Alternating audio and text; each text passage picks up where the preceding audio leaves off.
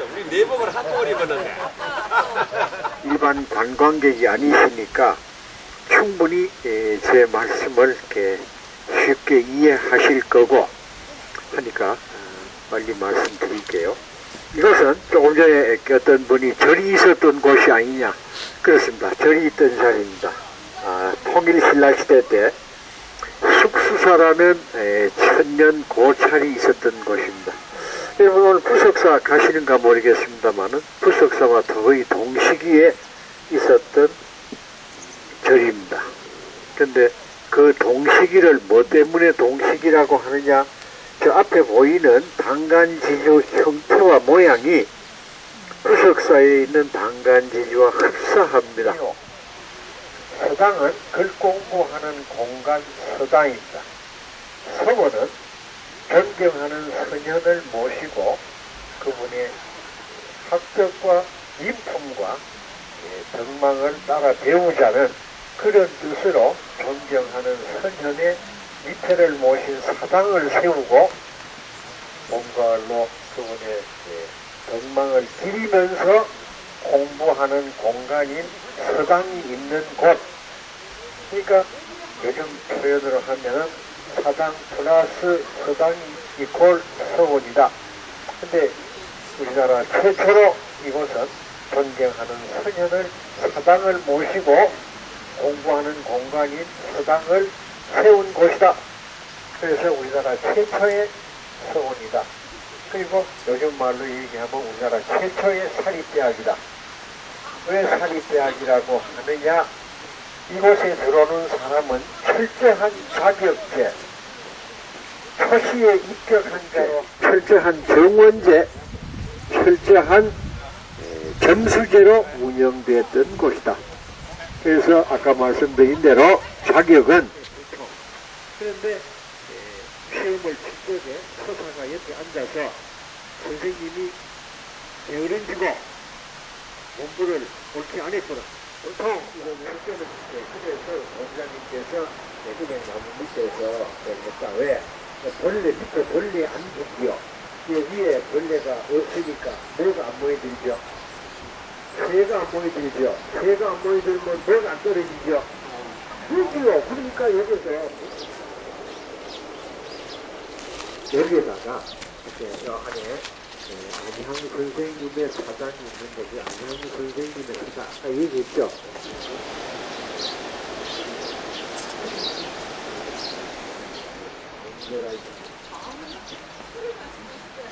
그래서 그런 것이 아니고요. 그래서 그런 게 아니고 그 이유가 저희도 물었어요. 그왜 하필 이것이 넓히다 최초 사액서원 현판입니다. 사액서원의 현판 조선 13대 명종 임금이 17살에 써서 보낸 임금의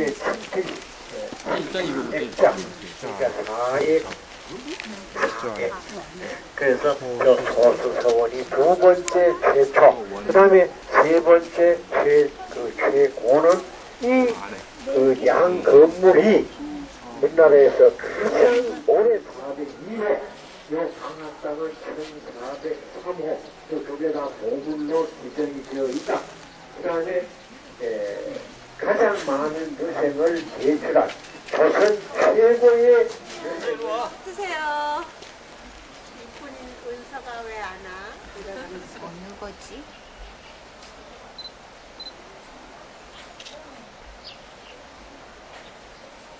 다시 한번 치즈 한번 해보세요. 예. 대머리 편안하게 찍으세요. 너무 경직됐어.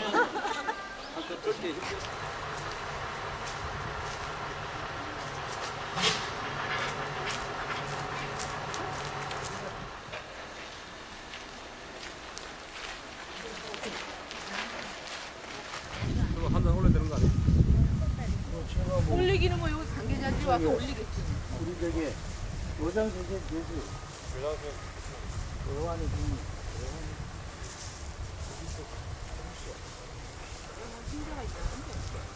선생이 여기 이제 안동원시 종가로서 그 권희범 선생이 이제 그 아들한테 줘준 집이 이제 계속 내려온 요 집이 요 종가죠. 이게 혼자 여기 혼자 근데 여기 관계자가 와서 설명을 해주면 좋은데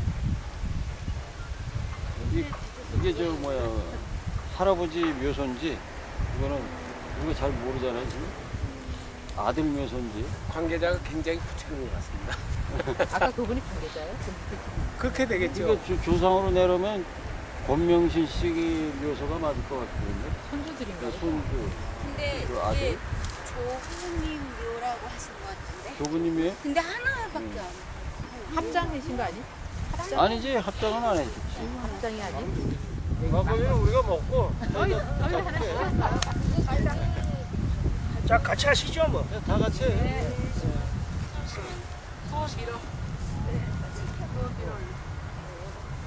같이 하시죠 절. 네. 모자는 좀 벗고 하세요.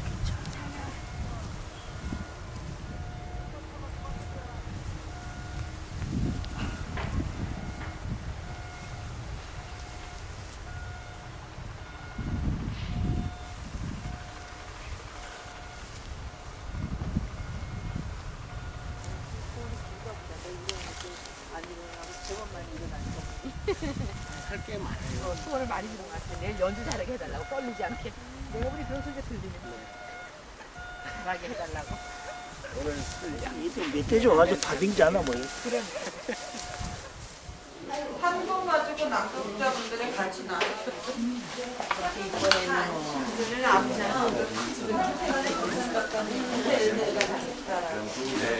함께 있는 한 권의 책 낭독이 있는 파티의 진행자 한지공예가 정신대입니다. 반갑습니다. 지난번 답사 왔을 때보다 지금 단풍이 한층 더 깊어졌는데요. 날씨도 너무 좋고 하늘도 너무 푸르고 그런 날 오래된 북색 송석헌에서 이렇게 여러분들과 함께 낭독 파티를 하게 돼서 정말 기분이 매우 좋습니다. 오늘은 정말 특별한 저희가 손님을 모셨어요. 그리고 우리를 오늘 이 집에 있게 한 주인공이기도 하세요. 지리산 작품의 운영자시고 그 지리산 구례마을의 이장님이세요. 매일매일 행복하십니까? 라는 그 메일을 문자를 트윗을 매일매일 날리세요. 우리는 오늘 행복하죠? 네. 오늘만큼은 저희는 정말 행복한 것 같습니다. 자, 따뜻한 남자 아버지의 집 저자이신 권사님을 모시겠습니다.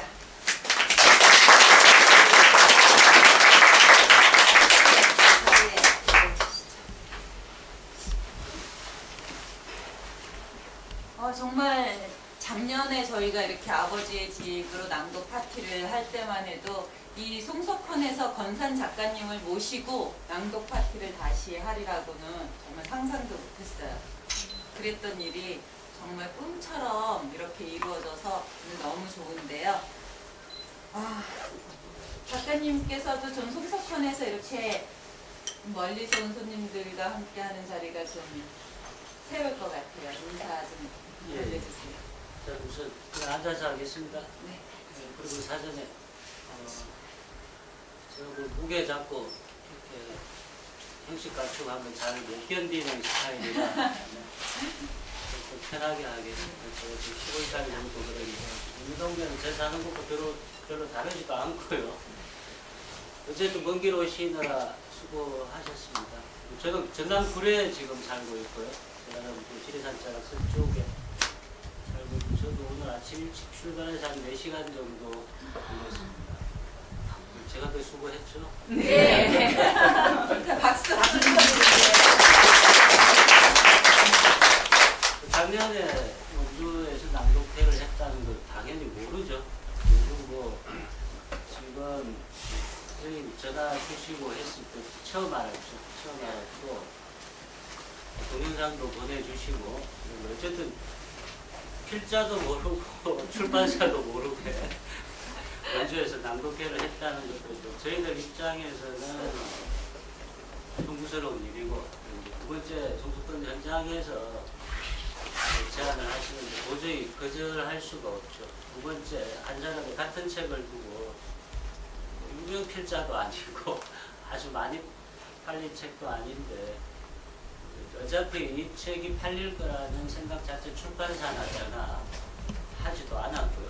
원래 이 책은 제 다른 책을 계약하면서 사진집은 원래 안 팔려요. 출판사들이 끓이니까 제 다른 책을 원하는 출판사가 몇 군데가 있어서 이 책을 끼워 넣기로 팔았어요. 이거 인쇄해주면 그 책 계약하마 라고 했고 결론적으로 그 두 건 다 안 팔렸어. 출판사에 좀 미안한데 그래도 돈 많은 출판사니까 밤비라고 되어 있는데 사실은 민음사예요. 돈 많은 출판사니까 죄스럽진 않고요. 이런 자리를 저도 개인적으로 필자의 짱이지만 송석헌에서 이런 모임을 꼭 제 이야기보다는 송석헌이 제 생각만큼 중앙정부 지정문화재입니다. 제 생각만큼 알려지질 않았어요. 그 말은 지금 선생들도 사시고 계시지만은 현재 정치력이 세속적인 정치력이 부재하시다는 말씀이세요. 자신의 아이템을 알려내고 이런 것 또는 그런 부분에 관심이 없으시거나 그래서 이제 원래 송석헌에 계시던 그런 어르신의 후손들 다운 거고요. 당연히 올 수밖에 없었습니다. 감사합니다. 저희가 송석헌에 오기 전에 공화읍사무소, 공화군청 관계자들과 통화를 했는데요. 공화군청이나 읍사무소에서조차도 이 송석헌에 대해서 잘 모르고 있더라고요. 그리고 어떻게 관리가 되고 있는지, 그리고 지금 어떤 분이 거주하고 이 송석헌을 지키고 계신지에 대해서도 잘 몰라서 좀 많이 안타까웠어요. 오늘 저희가 낭독할 책이 아버지의 집이잖아요. 네. 그 책에서 아버님께서 그 경주 유적발굴 현장에 가 계셨다라는 이야기를 언급을 하셨는데 혹시 권사님에게 그 아버지의 집이란 어떤 의미로 다가오는지? 일단은 제 아버님 기자 생활하셨는데 경주 천마총으로 알려져 있죠. 그 천마도 목판에 그린 그 그림 발굴되던 당시에 거기서 이제 특파원을 취재를 하셨는데 이 책에 제가 그걸 언급했는지 기억이 안 나요. 어쨌든 말씀을 하시니까 언급을 했던 모양이가 이제 어쨌든 제가 아니까요. 필자들은 자기 책을 저만 그런 게 아니라 물어보니까 자기 책을 안 읽어요. 지겹잖아요. 쓸 때 100번씩을 봤기 때문에 자기 책을 잘 안 읽으면 죄송한데 어쨌든 말씀이 맞으실 거예요. 제가 그렇게 썼을 거예요. 아니 제가 몰랐겠죠. 이 책 나오고 제가 권씨입니다. 권씨고 제 필명은 권산입니다만 이름이 멋있죠. 본명은 그렇게 멋있는 이름은 아니고 필명은 권산인데 제가 살고 있는 구례 어미동이라는 마을에서 저희 마을 어미들은 저를 삼식이라 그러고요. 삼식이. 본명은 제가 권상식인데 어머니들이 발음이 편하신 대로 그냥 부르기 때문에 삼식이 권산이라고 하면 모르시죠. 어쨌든 취재하고 책 나가고 했을 때 아버지의 집으로 책 제목이 나가니까 제 아버지의 집인가 라는 오해도 좀 있었고요. 전혀 그렇진 않고요. 이제 권씨는 안동권 하나밖에 없기 때문에 취재 첫 번째 촬영 끝나고 책에 등장하는 권은주 어르신께 인사드리고 집안 어르신이니까 제가 37대고 돌아가신 어르신께 34세가 되세요. 보조하라고 인사를 드리고 지금 안 계시네. 첫째 아드님 여기 거주하고 계신 아드님 저한테 정도 할아버지 나이는 저보다 어립니다. 나이는 저보다 어리고 서로 말을 서로 편하게 못해요. 어쨌든 지금 요즘 세상에 이제 그 같은 성씨의 인연의 끈은 그렇게 강하진 않죠. 제 아버지 집도 아니고. 평생 도시에 살았습니다. 평생 도시에 살았고, 2006년에 서울에서 구례로 저는 요즘 유행하는 말로 귀농귀촌을 했습니다. 저는 귀농귀촌이란 말이 싫어서 뭐 의미가 있는 것 같잖아요. 저는 개인적으로 서울에서 구례로 이사를 갔다라고 표현을 해요. 실제 그러니까. 이사를 가는 거잖아요. 그게 뭐 큰 대수인가 하는 건데.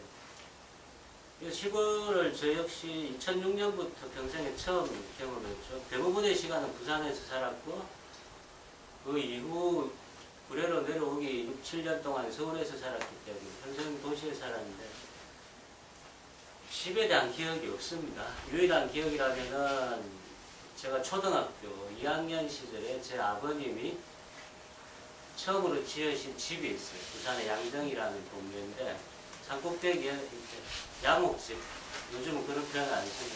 그레트 지붕의 양옥집, 벽돌집을 지었고 그 꼭대기, 제일 꼭대기 집이고 그 위에 산동네가 있어요. 판자촌이. 제 집이 비무장지대가 됩니다. 잘 사는 동네, 산꼭대기 판잣집 사람들이 볼 때는 잘 사는 동네 잘 꼭대기에 사는 집이에요. 동네에서 가장 잘 사는 집 아이. 이런 소문은 나쁘지 않죠. 아버님이 뭐 제일 처음 지으신 집이고 거기서 제일 오랜 시간 초등학교 시절 중학교 때까지 거기서 제 할머님이 돌아가셨고 도시에서 그러한 새로 지은 집에 대한 그런 정도의 기억, 일련의 기억 정도 집에 대한 기억이 없고 그 전에 제 아버님도 전셋집을 전전했기 때문에 연배가 되신 분들이 저는 계신 것 같아요. 옛날에 드라마 여로가 있었잖아요. 여로. 네, 여로. 제가 4세, 5세, 저는 올해 52입니다. 52인데. 4세, 5세 때 제가 전세 살던 집에서 그런 드라마를 했었는데, 그때 마을에서 TV 있는 집이 한두 집이니까, 제 주인집에 TV가 있었어요. 그래서 이제, 여로를 하는 시간이 되면 그때 엄청난 시청률의 드라마 아닙니까? 다 그 시간에 모여요. 주인집 아들이 텃세를 해요. 저보고 이렇게 마루 끝에서 이렇게 보고 있으면 야 우리 텔레비 보지 마. 이제. 그때 기억에 아 우리 집이 있으면 좋겠다 라는 생각 정도였죠. 집 자체에 대한 특별한 기억은 없어요. 중복된 말씀인데 2006년에 구례로 시골로 내려오고 보니까 오래된 그 상탄 농가들 고전적 상탄 농가들 제가 사는 바로 옆에 송석현과 마찬가지로 운조루라는 오래된 고택이 있습니다. 그것이 중앙정부시정부장으로 그 집들의 처음에 그 집의 종손과 지금 제가 아주 가깝다기보다는 원수 같은 사이인데 술을 하도 드시네요. 저는 점심때마다 짜장면을 먹자고 저는 계속 도망 다니는 게 하루 일과인데 처음에는 대학교 때부터 운조를 알고 있었고 건축적으로 아주 탁월한 집이라 처음에 이사가서 아 운조루 종손과 내가 악수를 영화인가 이제 이런 책에서 보던 네. 집의 주인가 그래서 이제 아 이런 집을 가풍이나 사람들의 말하는 태도 과거에 대한 이야기 이런 거에서 이 사람의 기억이 있어요. 그 집은 270년 정도 됐습니다. 송석현보다는 조금 덜 됐죠. 270년 정도 됐습니다. 집에 대한 기억이 있으면 참 좋겠다. 저는 없습니다. 그리고 도시에 사는 분들은 33평에서 42평으로 옮기고 이런 기억이 있는 거지. 그 집에 대한 특별한 기억은 아마 저하고 비슷할 것 같아요. 네, 본인을 소개하며 분명히 권상식 선생님이라고 말씀하셨는데요. 상식이 통하는 세상을 꿈꾸는 상식이 통하는 남자이길 원하는 그런 분인 것 같습니다. 특별히 집의 어떤 원형 이런 것이 아니더라도 우리 모두에게는 아버지의 집이라는 그런 이미지가 남아있는 것 같아요. 그래서 그 아버지를 바라보는 시선이 때로는 따뜻할 수도 있고 그리고 때로는 안타까울 수도 있고 때로는 미울 수도 있고요. 그렇지만 우리가 아버지의 집이라고 했을 때 그 안에 담겨 있는 것은 기본적으로 그 공간, 시간과 공간을 넘는 사랑이 있는 것 같습니다. 저희 이제 낭독에 들어갈 텐데요. 허선아님의 낭독으로 첫 낭독을 시작하겠습니다.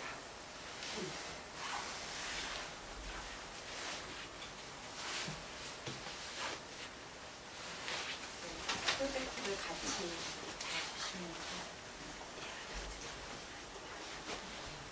편하게 하세요. 그냥 편하게. 2010년 7월 8일 오전 풍리를 출발하면서 내비게이션에 송석현이라고 입력했는데 나오지 않았다. 석현이 송석현이라는 곳에 가려면 어떻게 갑니까? 어디요? 송석현이요. 오래된 한옥인데 모른다. 이럴 수가. 다시.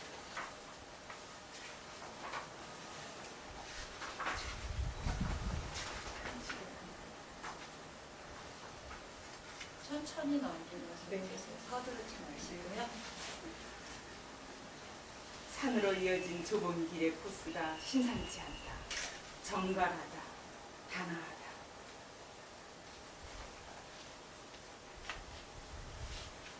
정확하진 않지만 거의 정남향의 산소다. 역시 정갈하다. 동선이 명확한 저 걸음의 흔적은 무엇인가?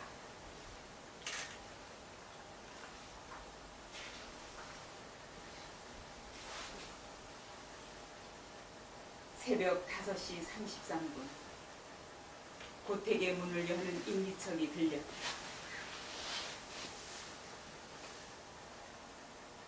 문이 열렸다. 갓을 쓴 어르신이 문을 열었다.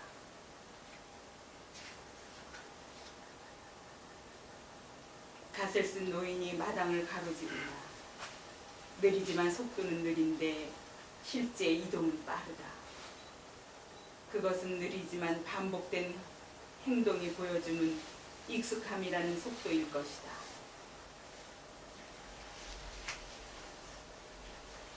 노인은 흔들렸지만 확고하게 걸음을 옮겼다. 노인은 그냥 노인이 해야 할 일을 할 뿐이었다.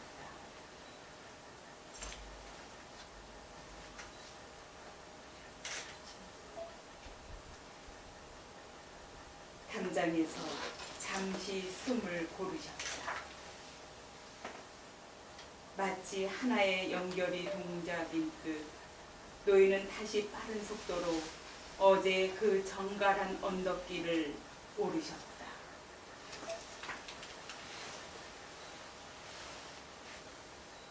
언덕길을 거의 다 올라서서 다시 노인은 숨을 고르셨다.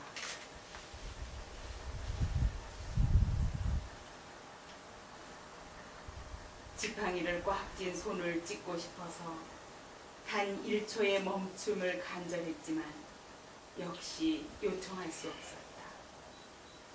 그리고 나는 기회를 놓쳤다.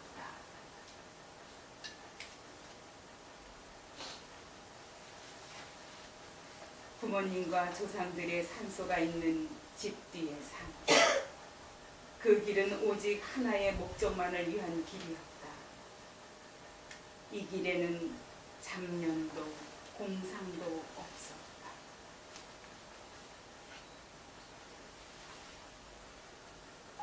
아침 문안 인사를 드리고 산소를 돌아보신다.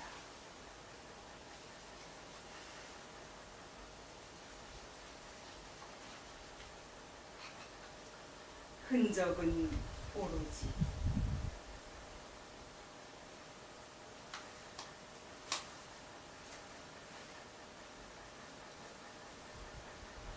한 사람의 반복된 동선이 만들어낸 것이었다. 다시 인사를 드리고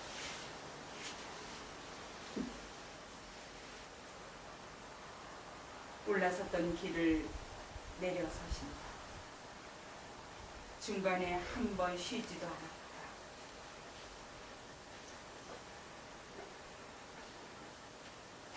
담벼락에 도착해서 아주 잠시 숨을 고르셨다.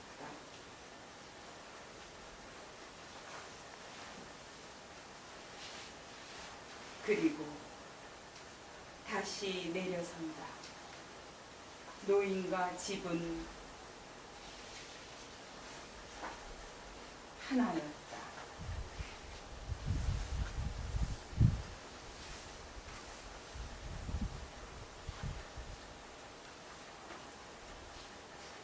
할아버님의 반복된 행동과 시간이 머무른 아름다운 방금 있잖아요. 그 날마다 하루도 비가 오나 눈이 오나 단 하루도 빼놓지 않고 그 길을 아침에 가장 먼저 일어나서 의단 정리를 하시고 성묘를 간직하고 해요. 굉장히 경건하고 저희 일반적인 삶을, 일상적인 삶을 하는 우리로서는 어떻게 그럴 수가 있나 이런 생각마저 드는데요. 당시 그 할아버지를 촬영할 당시 상황을 좀 설명을 해주세요. 일단 아마 지금 남부 부분만 들으셔가지고는 이해가 당연히 잘 안 되실 거고요. 이게 이제 책 자체 포토 에세이 방식의 구성이고 여백이 많은 책이라 책 장사는 아니고요. 직접 보셔야지 이제 느낌을 아실 수가 있을 거고요. 금방 읽으신 부분이 16분 동안의 일이에요. 새벽 5시 반 정도에 그때 이제 KBS 스페셜 촬영이 있었어요. 송석헌과 근원조 어르신에 대한 다큐멘터리. 요즘도 일요 스페셜인가 하죠. KBS 스페셜 아마 일요일날 할 것이고, 이동정 PD분이라고 이제 결국 그분의 마지막 은퇴 작품이 됐죠. 많은 다큐멘터리를 하신 분이고요. 제가 여기와 인연을 맺게 된 거는 그 PD님이 스틸 사진을 이 다큐멘터리에 삽입을 잘 하시는 분이에요. 동영상인데 뜬금없이 약간 작가적인 스타일의 PD님이셨는데, 그때 다큐멘터리 구성한 자체가 영상과 제가 찍은 사진가를 결합해서 60분을 구성한다라는 콘티였어요. 그래서 그냥 그분하고 저하고 늘상 나누는 대화체 그대로 하면 전화가 와서 이거 영감님 미쳤나? 어떻게 그걸로 60분을 해요? 이제 스틸 사진 가지고 하겠대요. 이전에 간이역이라고 시골역만 스틸 사진으로 60분을 떼운 적이 있는 PD예요. 보시면 대단하죠. 알겠습니다 하고 촬영이 시작됐고, 그날 지금 금방 낭독하신 부분은 동영상 촬영은 물론 다 했어요. 한 달 동안 촬영을 했고, 이제 스틸 촬영 몫이 남았어요. 이제 저는 시간 정보만 없고 대문 밖에서 5시 대문이 열려야죠. 저는 공항내 여관에 자고 있었으니까 카메라 들고 스탠바이 하고 있는 거예요. 어르신이 아침에 제일 먼저 하시는 일은 5시경에 일어나셔서 대문을 열죠. 매일 문상을 드리니까 성묘를 가시니까 일단 귀신이 들어오게 문을 열어야죠. 그때 처음 인사드렸어요. 카메라 들고. 시나리오상에 제 생각에 문을 여는 어르신을 찍어야 돼요.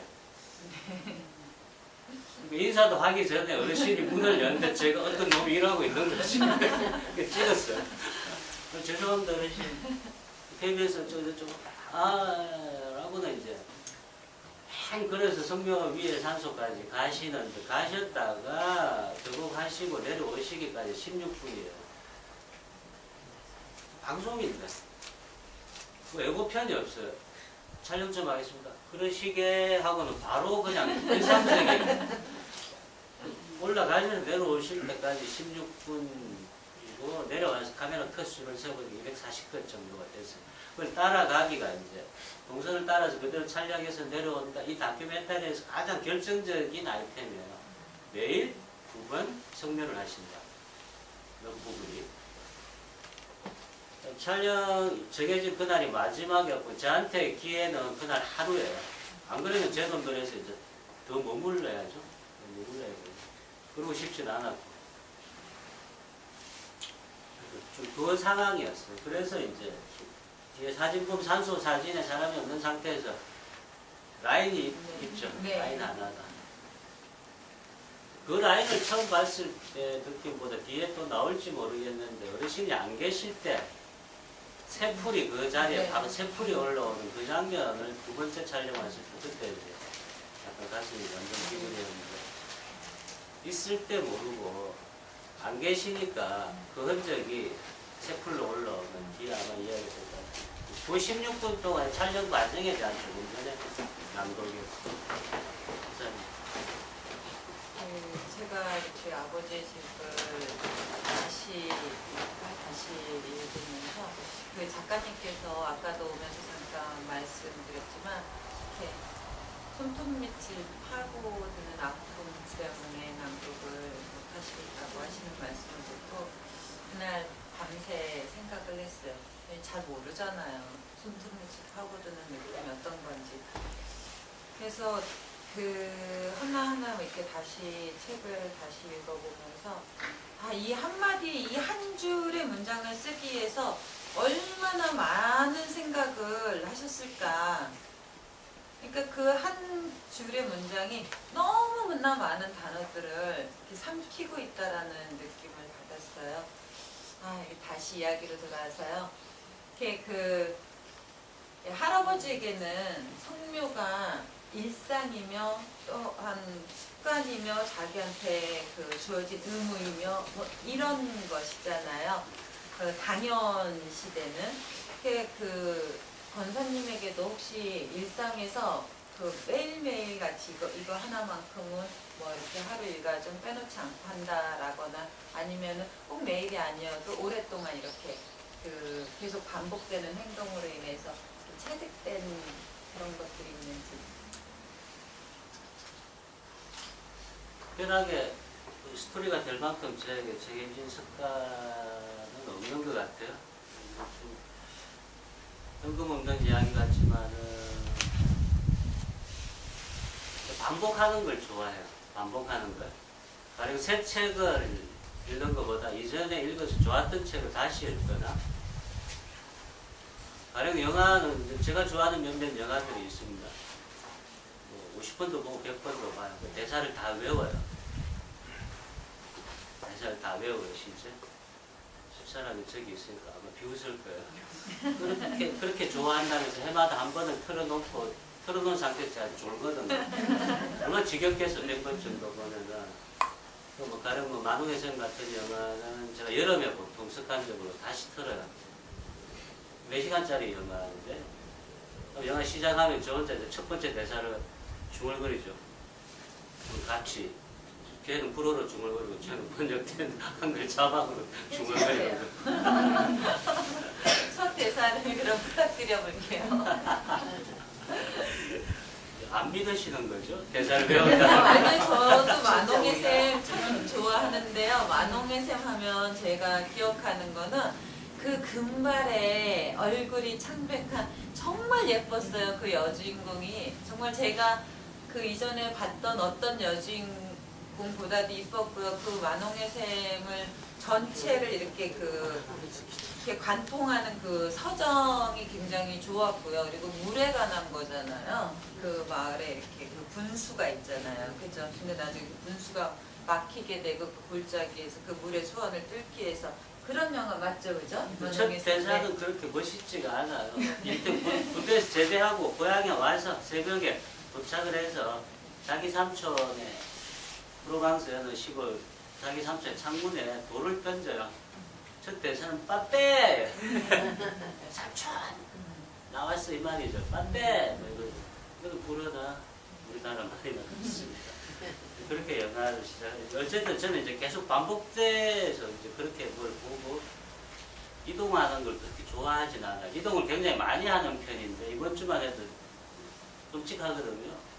굴에 있고 광주, 순천, 서울, 오늘 이번 주만 제가 몇 차례 이동을 했죠. 역설이죠. 이동하는 걸 좋아하지 않는데 이제 이동을 해야 되는 상황들이 생기니까. 근데 굴에 있는 게 제일 좋아요. 그 자리에 습관적으로 그대로 있는 거. 아침에 일어나서 양치하고 대변 보고 첫 담배 피고 나와서 뭐 매일 확인하고 순서 정해진 행동 그대로 하는 걸 좋아하고 개인적으로 어느 습관이라기보다는 저녁에 저는 시골에 집사람하고 저하고 2명이 살고 있으니까 지금 아들은 강원도 하천에 군대 생활하고 있습니다. 이제 군발이니까 두 사람이 살고 있는데 습관이라기보다는 저녁은 반드시 같이 먹는다. 저녁 밥상은 같이 차려서 같이 먹는다. 최근에 손님들 때는 많이 깨지고 있지만 식당에서 해결하는 경우도 있지만 근데 그게 한 3일씩 연달아 어쩔 수 없이 밖에서 저녁을 해결하게 됐을 때 제 스스로 마음이 불안해요. 살림이 깨진다는 느낌이. 밥상이 차려지지 않는 집은 집이 아니라는 생각이 드니까 지키려고 하는 것은 저녁 약속을 거의 하지 않는다. 꼭 한 끼는 저녁 밥상은 집사람이나 가족하고 같이 한 끼에 식사를 한다. 그런 점. 정말 반성이 많이 되는데요. 저로서는 그게 밥상을 거의 차리지 않는 저로서 정말 이게 이게 가슴에 송곳처럼 찔리는. 조금만 더 할고요. 네. 그 밥상은 제가 차립니다. 이거 나와요. 지금 여성분들만 푸시는 거 남자분들은 아이고 큰일 났다. 근데 올해 안식년이라고 하셨잖아요. 네, 근데 올해 그 안식년을 빼는 그 범주에 저희도 좀 들어가 있는 것 같아서 약간 좀 송구스러운 마음도 들어요. 그 할아버지와 그 송석헌을 들여다보면서 이 거대한 저택에 혼자 계시는 할아버지 상상이 가세요? 상상을 해보세요. 내가 여기 송석헌에 혼자 사는 거예요. 자유가 있어서. 좀 더 나보세요. 그러면 그 할아버지의 삶이 어땠는지 우리 이 300년 된 주택 송석헌 그 안으로 한번 들어가 볼까요? 이진석 선생님의 낭독으로 시작합니다. 산에 기형적인 구조 그대로 2층 또는 단층을 높이 띄운 듯한 구조는 집의 연륜과 함께 그로테스크한 인상을 주었다. 그것은 심리적으로 안정적인 높이가 아니었다. 사람은 살고 있으되 관리는 되지 않았다. 관리란 돌봄인데 돌봄을 의식하게 된 것은 이미 사람이 살지 않음을 뜻한다. 나는 살림의 흔적은 보았지만 진행형에 팔린 집이란 느낌은 받지 못했다. 송석헌엔 노인 한 분만이 존재한다. 집도 사람도 추억으로 현재를 연명하고 있었다. 전성기의 높이는 힘있어 보이지만 쇠락기의 높이는 불안정해 보인다.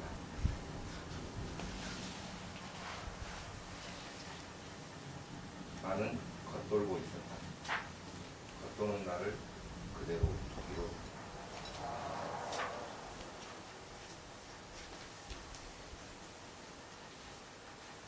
나는 그 집에 속할 수 없다는 집의 의사 표현이었다. 나는 계속 겉돌았다.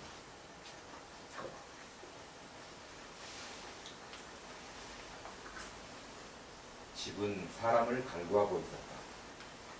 집과 사람의 공존을 생각했다. 사람.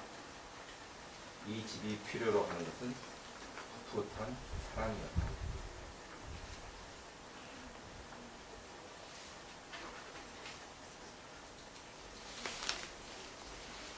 이 집을 바라보는 중심 미학의 하나는 사이였다.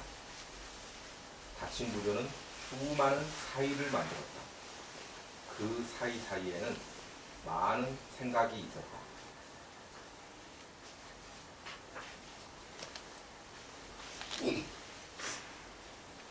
아침꽃을 촬영하러 집 위로 올라갔다. 권위, 고도함, 꼿꼿함, 묵직함.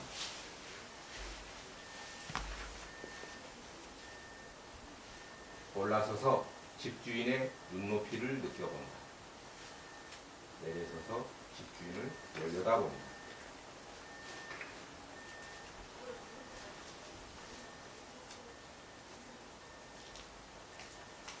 무대.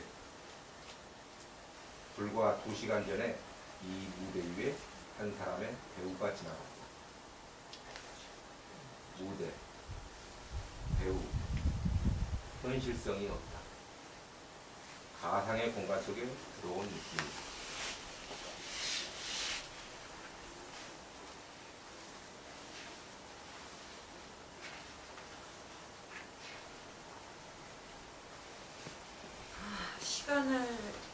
거슬러서 저희가 그 타임머신을 타고 1700년에 송석호 유치원했을 때 그 당시로 이렇게 잠시 해상을 떠나갔는데요.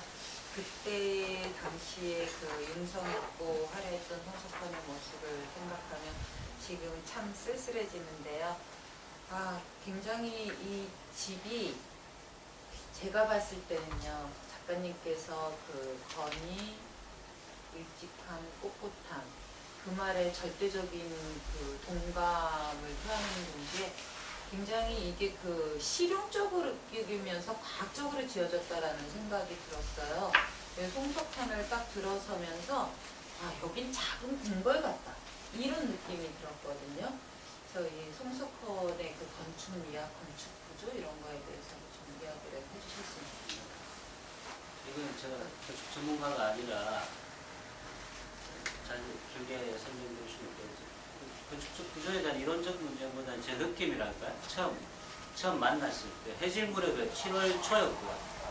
2010년 7월 초에 장마, 마른 장마, 그 이틀 후에 지금 이제 철거 보수 작업을 하기로 되어 있었어요. 그래서 그 당시에 촬영이 그 다음날 하루밖에 안 된다는 게 원형이 사라지는 거죠. 그 다음날 포크레인이 밖에 와 있었고, 해질녘에 도착했고 KBS 팀은 며칠째 계속 촬영을 했어요. 촬영을 해야 되니까, 다른 선택의 여지가 없으니까, 며칠 후에 집을 부수게 되니까, 도착해서 촬영 감독한테 날씨 어땠어요? 징그리고 촬영하는 사람은 해가 안 나오면은 일단 빛이 때리지 않으면 그림이 나오지 않으니까 계속 빛은 안 나올 것 같아요. 그 다음날도 계속 어두운 상태. 여러분들이 오늘 도착했을 때는 송석헌을 상징하는 게 전액나무예요. 제가 처음에 동화읍에서 송석헌이 어디입니까? 파출소에 물어보니까 몰라. 문화재라 했는데 왜 은행나무집 이러더라고요. 이 동네 사람들한테는 선돌마을 은행나무집으로 알려졌고 송석헌이란 당호나 태포는 알려져 있지 않은 것 같아요. 그래서 오늘은 저도 들었을 때 따뜻한 느낌의 가을이고 색깔도 안정적인 계절이고 도로공사가 약간 문제가 있지만은 2010년 7월 초에 장마 시즌에 왔을 때는 딱 그 느낌이었어요. 제가 역시 양아치가라 비유가 항상 그런데 그 용문객잔이라는 중국 영화가 있습니다. 칼싸움 영화가. 네. 날씨가 오늘같이 한 우중충하게 금방 벼락이라도 칠 것 같은 해질무렵 여름 날씨에 지금 기와를 다 번화를 3년 전에 다 번화랑 기와를 다 교체를 한 거예요. 그때는 무지하게 낡은, 책을 보시면 무지하게 낡은 기와 상태예요. 해가 느낌. 그러면 많이 끼어있고. 그래서 용문객잔이라는 중국 영화, 칼싸움입니다.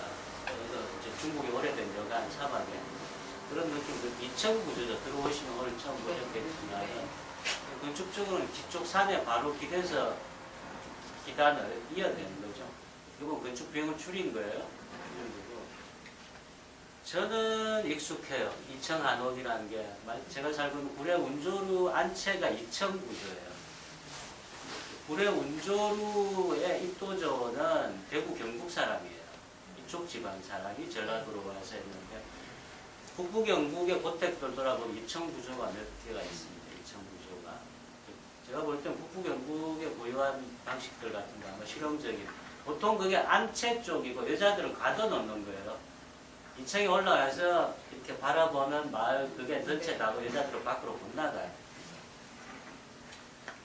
어쨌든 송석헌을 처음 봤을 때 엄청나게 낡은 상태고 지금 여러분들이 앉아 계시는 이 뺑둘러 4개의 마루에는 뭐가 있을 것 같아요? 이제 우부로 보면 당연히 모르실 거고 그때 건원조 어르신과 종손이신 건동제 아드님 장손이 같이 모으셨어요. 몸이 안 좋으셨기 때문에 건동제 어르신도 이 4개 마루에 뭐가 있었냐면은 두 부자가 하루에 4갑 정도의 담배를 피세요. 하루에 4갑 정도에. 빨간색, 왜 그러셨는지 모르겠는데 빨간색 던일 빈 각을 쭉 쌓아 놓으셨어요. 기묘하도 고택에 빨간색 근일 빈 담배가기 성으로 이렇게 쌓여 있는 기묘하다. 촬영을 안 했어요. 결례가 되고 이걸 밖으로 어떻게 나가요? 최정현님이 지금 저기 멀리 계시지만은 솔직하게 300년 된 쓰레기통 같은 이 안채는 사람 자체가 전혀 돌보질 않았기 때문에 그렇게 막 잡동사니악 잡기물들이 있는데 그 사이에 빨간색 근일 담배가게 질서정연하게 쫙 쌓여있는 거죠. 이 집에 대한 인상은 아주 좀 기묘했다. 그래서 제가 책에서 이 집이 나를 안 받아들이는 것 같다. 계속 나를 밀어내고 쳐내는 것 같다. 날씨는 계속 그렇고 미션은 주어져 있잖아요. 내일 오전까지 촬영은 무조건 방송용을 확보를 해야 됩니다. 의무적으로 계속 찍어야 돼요. 근데 삐서는 안 나와. 계속 압박감도 있고 이 집은 기묘하고 근일은 뭐지? 계속 겉도는 느낌 그런 상황에 대한 표현이었어요. 마치 그 말씀하신 그 건일 담배가게 사방으로 쫙 늘어져 있다라는 게 설치 미술을 일종의 설치 미술 같은 설치 미술을 생각해 하는데요. 우리 여기 오기 전에 소수선을 들렸거든요. 그 소수선을 들려서 은행나무에 그 선 앞에 은행나무를 심는 의미에 대해서 해설사님을 통해서 공부를 했어요. 그래서 이 집이 왜 은행나무 집으로 불리게 됐는지도 저희가 그 다소나막 유추할 수 있을 것 같아요. 그죠? 소수선 들려오길 잘한 것 같아요.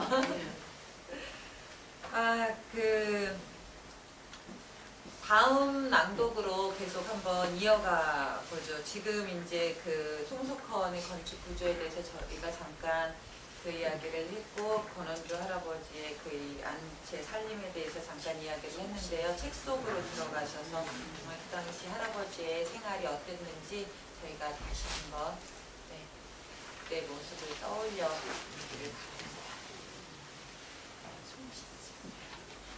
낭독. 우리 권윤혜 선생님의 낭독으로 시작하겠습니다. 당연히 200자 원고지 위에 정갈한 붓글씨는 처음 보았다. 그것은 정갈한 충격이었다. 나의 글과 노인의 글은 다른 세상이었다. 권헌조 옹 2010년 촬영 당시 83세 송석헌과 한 몸으로 살아가고 있는 안동 권씨 가문의 후손이다. 권옹은 이 시대에 존재하는 마지막 선비로 통한다. 한문학을에서 마지막 선비가 아니라 그의 일상이 유교적 삶이다. 그는 아침 저녁으로 의관 정제하고 집 뒤 언덕을 올라 부모님 산소를 성묘한다. 외출하고 돌아오면 그는 가장 먼저 다시 묘소를 찾아 인사를 여쭙는다. 이 큰 집을 그는 홀로 지킨다. 이유는 단 하나다. 부모님이 살던 집을 놔두고 떠날 수가 없다는 것이다. 외부의 시선으로 보자면 그는 과거 속에 살고 있다. 단순히 오래되었다는 것이 아니라 과거의 방식으로 사고하고 행동하는 그이기에 우리에게는 기억되어야 할 과거지만 우리에겐 현재다. 권헌조옹에게 성묘는 그의 하루와 1년, 일생을 조율하는 부채살의 꼭지점과 같다. 비가 오나 눈이 오나 하루에 2번 하는 이 예를 멈춘 적이 없다. 권헌조옹에게 그것은 사람의 당연한 도리일 뿐이다. 권옹이 사용하는 공간은 사랑채 한 칸과 부엌이다. 살림의 손길이 닿지 않는 집안 곳곳에는 먼지가 켜켜이 쌓여 있다. 그 먼지 사이로 먼저 간 아내의 희미한 웃음이 남아있고 그 먼지 사이로 아버지의 표정이 남아있다.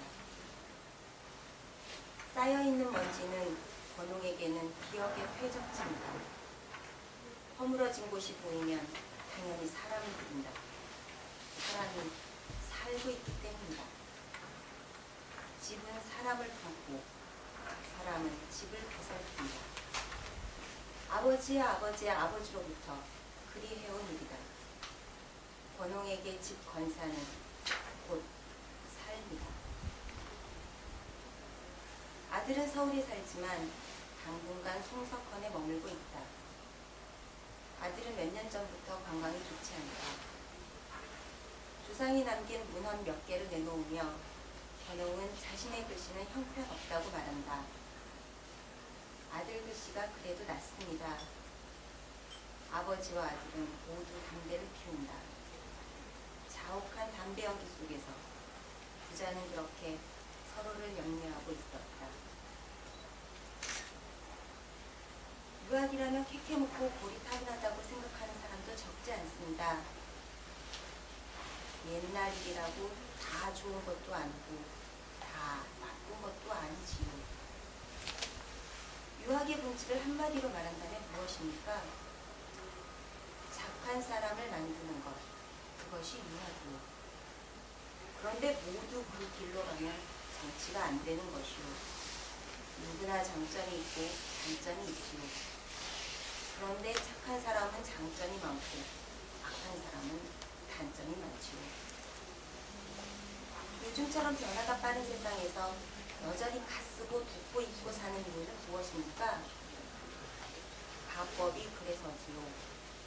조부고 선인이고 삼촌이고 이렇게 입었어요. 양복은 한 번도 입어보지 않았어요. 요새 세상에서 썩어 빠진 짓 한다고 웃는 사람들도 있습니다. 권홍은 유학을 전공하는 교수들이 몇 손가락 안에 꼽는 유학자 중 한 사람이다. 세상은 더 이상 권홍을 인재로 여기지 않는다. 노인의 생각과 학문은 더 이상 밥을 만들지도 못하고 세상을 움직이지도 못하기 때문이다. 그러나 노인은 개의치 않는다. 노인의 옷은 낡았다. 아주 낡았다. 노인과 노인을 둘러싼 모든 것들은 오래되었다. 나는 그 오래됨에서 기품을 느끼기보다 공분함을 보았다. 중앙정부 지정 중요 민속자료. 그것은 훈장일까? 국가는 집을 보호한다고 한다. 몇 억, 몇십억 원의 예산을 구택 수리에 투여한다. 그들에게는 건축물인 집만 보일 뿐 그 집안에 살고 있는 사람은 보이지 않는 것이다. 사람이 떠나면 집은 없다. 송석헌을 얼핏 보면 2층 집으로 보인다. 북부 경북에서 간혹 볼 수 있는 구조지만 흔히 볼 수 있는 한옥 구조는 아니다. 당연히 건축하는 사람들이 찾아온다. 그렇게 찾아오는 이들의 눈에 송석헌은 하나의 건축이다. 권홍은 선친이 무엇을 수리했고 그 나무는 어디에서 왔고 어느 목수의 손을 빌렸는지에 대해 이야기한다. 사람들이 기술과 전통을 이야기할 때 노인은 기억을 말한다. 사람들은 송석헌의 겉을 바라보고 노인은 그 집의 안에 살고 있다. 집행하고 있다. 집과 노인에게서 내가 받은 느낌의 뼈다귀는 그것이다. 육신, 영혼의 현신이라고 한다. 세상에 보여주는 나의 거치다. 깨지고 낡은 것은 불편하다. 깨지고 낡은 몸, 불편하다. 당연하다는 것은 우리가 경험한 것의 보편적 총합일 뿐이다. 사실 우리라는 범주는 지리적, 인문적, 문화적, 경제적, 정서적 일치감이 높은 사람들의 레이아웃인데 그 범주를 벗어난 사물과 현상, 생각에 대해서 우리는 이상하다는 표현을 잘 사용한다. 그래서 우리와 이상함은 충돌한다. 노인은 호흡을 가다듬었다. 육신의 호흡은 거칠었지만 정신의 호흡에서 번뇌는 없어 보였다. 노인의 모든 것은 뒷박이었다. 이제 곧 이 집은 일단 원형을 잃게 될 것이다. 사람이 사는 집을, 그것도 300년을 이어서 살고 있는 집을 수리하는 일은 당연한 것이다. 그러나 불과 100년 전의 수리와 지금의 수리는 의미와 결과가 다를 것이다. 나는 이미 제한선 없이 카메라를 집어넣었다. 노인은 그것을 받아들였다. 나는 턱없는 욕심을 내고 있었다. 채용신이 그린 간제 전후의 초상화를 생각했다. 전신사주.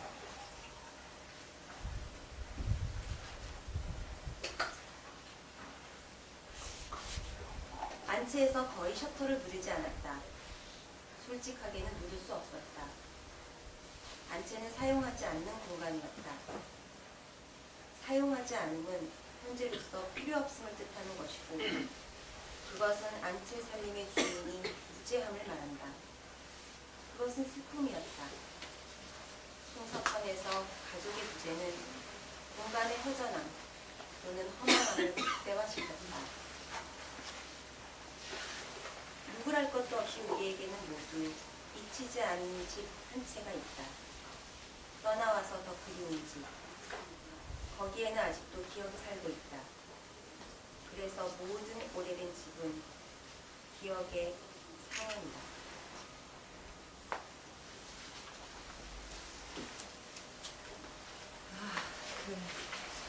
정말 어떻게 말을 이어가야 될지 참 막막한 대목인데요. 많이 힘드셨을 것 같아요. 작가님께서도 지금 책을 통해서 이렇게 이야기해주지만 그 아픈 이 붙박이처럼 정말 집과 노인과 이 세상에서 이렇게 어떤 떨어져 나온 별 하나에 있는 그 완전 다른 세상에 사는, 이제 저희가 사는 세상의 삶과는 너무나 다른 삶을 살아온 그 할아버지 모습을 보면서 저희가 이렇게 책을 통해서 보면서도 너무 마음이 이렇게 아파오는 것을 느끼는데요. 작가님께서는 더 많이 정말 힘드셨을 거다라는 생각이 들어요. 하지만 이렇게 할아버지와 만나서 이야기하면서 그때 할아버지와 이렇게 대화를 좀 많이 하셨을 텐데요. 그 과정에서 좀 저희에게, 독자들에게 꼭 들려주고 싶은 이야기가 있을 것 같아요. 어르신 세 차례라도 세 차례 촬영을 와서 아주 장시간 아주 같이 살았던 것도 아니라, 일단 사진을 찍는 사람은 계속 그 모델에게 대화를 유도합니다. 자연스러운 표정을 위해서 계속 이제 시도를 하죠. 시도를 하는데 저는 그렇게 했는데 어르신은 그게 안 먹혀요. 그냥 자기 일 하세요. 떠들어라. 그냥 자기 일 하시고, 구체적으로 몇 가지 질문을 던졌는데 대화를 위한 게 아니라 사진을 위해서 몇 가지 말을 이어가지고 질문을 던졌는데, 책에도 잠깐 나와 있지만은 요즘 젊은 사람들한테 하시고 싶은 말씀이 없으니까 이제 그런 질문이 굉장히 지겨우시겠죠? 왜 유학자 가 쓰고 있는 나한테는 너희들은 꼭 그런 질문 하냐? 뭐 혹시 뭐 어르신 페이스북은 하십니까? 이런 질문을 왜 안 하냐?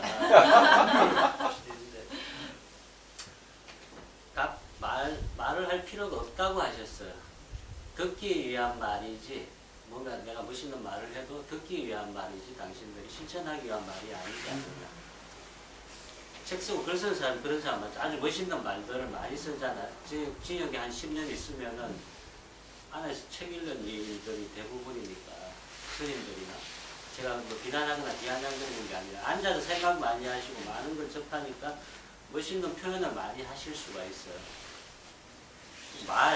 우리가 그걸 듣고 와 실천하는 것까지 전혀 다른 문제니까 어르신 충분히 멋있게 말씀을 하실 수 있는 분이세요. 말하지 않겠다라고 하죠. 당신도 실천할 것도 아닌데 왜 내가 이걸 놀려야 되냐 이 말이고요. 구체적인 어느 대목보다는 태도, 자세, 어르신의 대화. 83세였고 제가 당시에 47, 8세 같은 집안의 4대 아래 고손잡벌이고 제 집사람도 그런 어르신을 여전히 지금 제일 좋아하세요. 제 개인적으로도 평생 만났던 노인 중에 가장 인상적인 노인이다. 멋있는 말을 해서 뭐 그런 게 아니라 수평적 관계에서 대화를 하죠. 제가 시골에서 8년째 살다 보니까 제 꿈은 아주 간단하거든요. 그냥 말수가 적은 노인이 되자거든요. 제가 아까 말씀드렸듯이 52이고 시골에 살다 보니까 어쨌든 제가 사는 마을은 65세 이상이 70% 정도예요. 65세 이상이 이를테면 노령 인구로 포함되는. 어쨌든 자중에 마을 행사고 회의고 있으면은 연세 제일 많으신 분이 가장 많은 말씀을 하세요. 제가 후배들하고 이렇게 앉아있을 때 제가 제일 선배의 경우에 아무래도 제가 말을 많이 하게 되고 제가 가해자일 때는 모르는데 제가 피해자인 자리에서는 피곤하죠. 지루하고.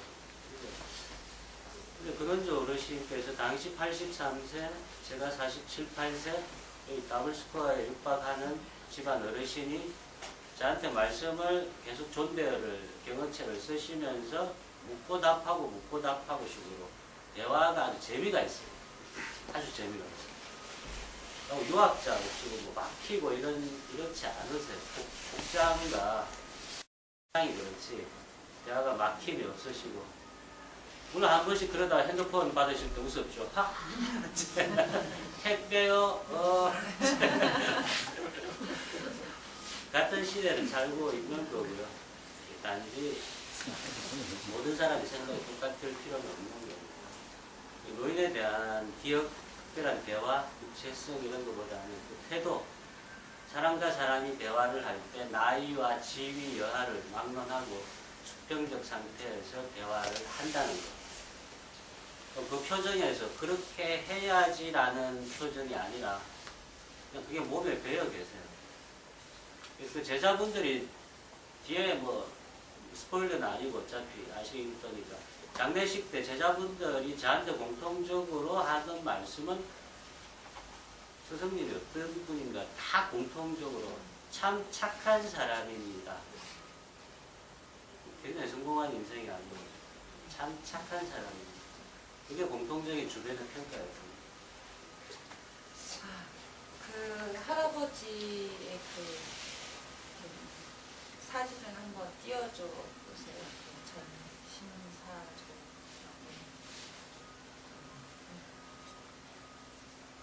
전체 얼굴 사진 이거 말고 크게 찍은 이거 말고요. 이렇게 할아버지 눈이 이렇게 딱 비춰지는 마치 정말 그 채용의 초상화를 보고 있는. 자, 이 사진이요? 네, 네, 이 사진 좀 들어주세요.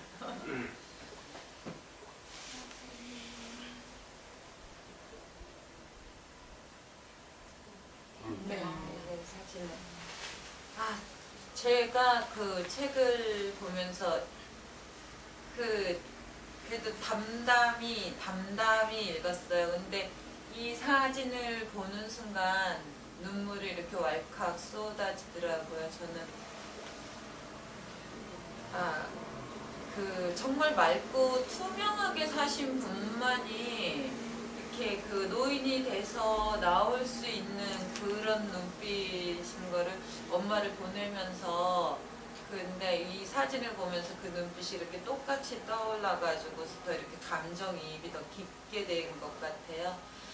너무 이렇게 그 어떤 초상화나 그림에서 본 것보다도 더 많은 것을 이야기해주는 제가 이렇게 사진 잘 모르고 사진 그렇게 좋아하는 사람 아니고 사진 문외한이거든요. 근데 이렇게 사진에서 깊은 감명과 인상을 받은 것은 지금 처음이었던 것 같아요. 그러니까 할아버님의 눈 때문이었던 것 같아요. 전사님도 뭐 다르지 않으셨을 것 같아요. 나도 글씨랑 다 똑같은 건 아니고서. 이렇게 할아버지 이게 카메라를 잡으면서 할아버지 얼굴이 이렇게 확 들어왔을 때 그 느낌이라든가 이런 것들을 저에게 그때 당시 일단 촬영 조건 자체가 전날 아침에 산소 성묘 16분 동안 240건 정도 찍고 그 다음 봉화운명 가서 아침 먹고 와서 그 다음에 KBS 동영상 촬영팀하고 저쪽 원래 바깥사랑채에 거주하셨으니까 딱 한 칸, 이 넓은 집에서 딱 한 칸, 부평에 거주하셨으니까 200자 원고지 이제 그걸 KBS 팀은 마지막 촬영한다고. 그럼 그 다큐멘터리 팀은 당연히 오디오를 따죠. 오디오를. 그 PD님은 낡은 오래된 은퇴를 앞둔 PD님이라 고전적인 방법으로 촬영해요. 요즘같이 SLR로 촬영하고 이게 아니라 마이크, 붐 마이크, 녹음 이렇게 오디오면 잡고 제가 셔터를 못 눌러요. 소리가 오디오로 들어가잖아요. 그러니까 동영상 촬영이 먼저 끝나고 카메라 이동하는 사이에 저는 들어가서 이제 계속 연상을 찍어야 돼요. 근데 그렇게 나온 사진인데 조건 자체는 대단히 안 좋았죠. 이제 그렇게 사진을 찍으면은 그냥 완전 녹초가 돼버려요. 계속 연사를 두고 사진을 찍을 때는 호흡을 어차피 하지 않기 때문에 계속 숨을 멈추고 이제 계속 그 짧은 시간에 끝을 내야 되니까. 근데 사진 찍는 사람들은 제가 어제 저희 마을로 와서 자고 커피 마신 사람 이름도 얼굴도 기억 못해요. 요즘은 손님 좀 많이 오면은 기억을 못해요. 근데 이제 사진 찍는 사람이 자기 파인드 안에 들어온 사람은 여러 명 이렇게 제가 찍잖아요. 30분 동안 앞에 선생님하고 제가 오늘 독대에서 차를 마셔도 일주일 후에 원주 시내에서 우연히 몰라요. 기억을 못해요. 근데 제가 집에 와서 카메라 찍은 사진을 컴퓨터에 넣고 이렇게 쭉 보죠. 기억을 해요. 기억을 하고 기억을 해요. 근데 이렇게 이제 조심성이 저 때는 완전히 없어졌죠. 제가 조심성이 없어지고 처음에 서로 힘든데 좋게 말하면 모델과 포토가 일체가 된 거고 정확하게 포토가 완전히 막가파가 된 거죠. 이거 지금 이 순간밖에 없으니까 또 완전히 이제 전투력이 충만하게 되는 거예요. 작업을 하다가. 그러니까 노인이 불과 이 거리예요. 또 여기서 바로 이렇게 쫙 당겨서 그리 되는 거죠. 그때 막 저 담을 허무는 소리가 포크레인 작업이 시작되고 있었거든요. 장비가 들어오기 위해서 담부터 허물었어요. 정말 이제 지금 아니면 끝이에요. 저 사진을 개인적으로는 좀 크게 인화를 해서 제가 작업하는 책상 앞에 붙여 놓을 거 간혹 인화한 사진을 누군가에게 보내줄 때가 있으니까 사진을 팔기도 하고 사이트에서 저 사진을 본 사람들이 요구하기도 하고 어르신 사진을 팔라고 정녕 저 사진을 제가 팔지는 못해요. 돌아가신 분의 저작권 문제 이런 게 아니라 A가 아닌 것 같고 A가 아닌 것 같고 측면이나 손 이런 건 모르겠는데 제가 이제 책에서 이제 저걸 찍으면서 이제 전신사조라고 책에 표현되어 있는데 그것은 이제 공제윤두서란 우리나라에 가장 뛰어난 수국화에서 뛰어난 초상화가는 두 분을 꼽죠. 영정조 시대 공제윤두서 선생과 일제시대 때 이제 최용신이라는 화가가 있어요. 두 분을 꼽는데 전통 우리나라 초상화 기법 중에 최고봉을 전신사조라고 해요. 쉽게 설명하자면은 한 장의 그림 얼굴 안에 그 사람의 일생이 담겨 있어서 표출돼야 되는 거예요. 그래서 트럭 하나, 수염끝 하나까지 그 사람 다워야 돼요. 이제 제가 개인적으로 공제윤도사나 이제 최용신의 초상화를 좋아하고 전우라는 유학자의 초상이 있어요. 공제 최용신이 그린 비슷해요. 네, 비슷해요. 네, 비슷한 이미지인데 어르신과 상도 비슷하고 노려보는 것도 아니고 순한 눈도 아니고 이렇게. 그래서 이제 셔터를 누르면서 그 그림의 전후 초상이 생각이 났어요. 그 와중에 네가 지금 말을 설정하냐라고 하시더라도 실제 그러해요. 그런 미대를 나왔고요. 이제 그런 그림들을 좋아했을 때. 좀 산만합니다만 저 사진은 저 역시 인하에서 제 책상 앞에 못 붙여놨고 있어요. 여전히. 저 사진이 어르신 사진은 2절지 정도로 만약에 흑백으로 제가 뽑아서 제가 붙여놓고 전 디자인 작업에서 밥 벌어먹고 사니까 한 번씩 이러다가 이제 이러 못한다. 불편해서. 그 책에서 기억의 퇴적층이라는 표현을 이 작가들은 이런 표현을 할 수 있지. 정말 작가들 싫다 막 이랬거든요. 근데 그 할아버지의 눈을 보는 순간 작가님께서 그런 표현을 쓸 수밖에 없었다라는 것이 이렇게 이해가 가더라고요. 그렇지만 작가들의 그 드라마틱한 표현력은 정말 싫어요. 이거 질투예요, 작가님. 이제 1부 낭독의 마지막 순서인데요. 이렇게 그 세월의 무게를 작은 몸으로 담담하게 그 무게를 견디고 안으면서 당연하게 이 송수편을 안고 살았던 권은조 할아버지가 오늘 우리를 여기까지 오게 한 것 같아요. 이제는 좀 더 새로운 잣대, 새로운 가치에 눈을 뜨고 좀 더 이렇게 우리가 작가님께서 표현하셨던 그 명징한 삶에 대해서 좀 고민을 해야 되지 않을까 싶은. 그래서 오늘 오신 분들은 어떻게 보면은 자의에 의해서 왔든 하의에 의해서 왔든 할아버지하고의 연결고리가 있는 것이 아닌가 하는 생각이 들어요. 그래서 1부 끝 순서의 마지막으로요. 권은조 할아버지께 바칩니다. 정재호 소리꾼님이 부르는 인바움을 영상의 추억을 들으면서 1부 낭독 마치겠습니다. 뒷산도 첩천지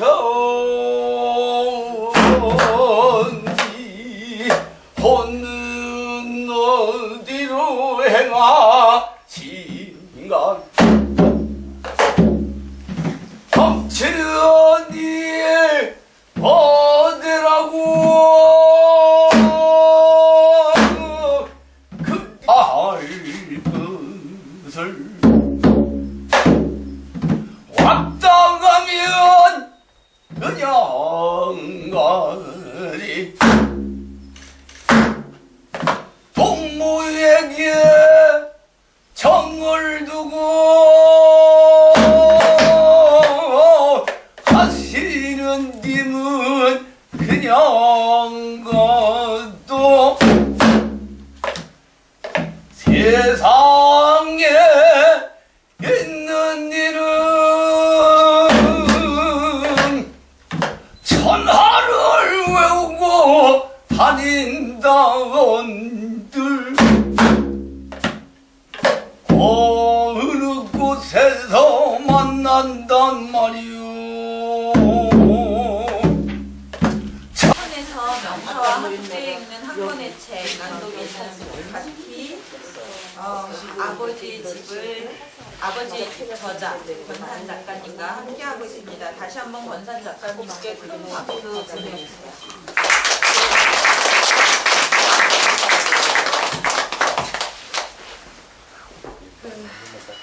권은조의 생각은 소수자의 삶이었다. 그는 세상을 향해 주장하지 않았고 단지 자신의 생각대로 살았을 뿐이다. 그의 방법을 그는 알지 못한다. 그의 낡음은 세상의 어떤 새로운 변화도 명징했다. 우리는 살면서 그 낡고 쓸모없고 보잘것없고 이런 것들은 버려야 하는 그런 속도를 중시하는 사회에서 살고 있잖아요.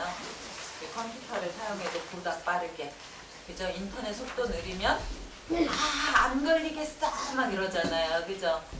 빠름을 중시하는 그런 직선적인 사회 속에서 직선적인 삶을 추구하면서 살고 있는데요. 강사님께서는 이런 직선적인 삶의 구조를 이렇게 탈피하셔서 좀 더 이렇게 좀 부드럽고 여유 있는 그런 삶으로 돌아가고자 구례로 이사를 하셨잖아요. 그런 생활에 대해서 그렇게 이렇게 삶을 바꾸게 된 그런 계기라든가 지금 현재 그 작가님의 현재 생활 이런 거에 대해서 좀 이야기를 뭐 일단은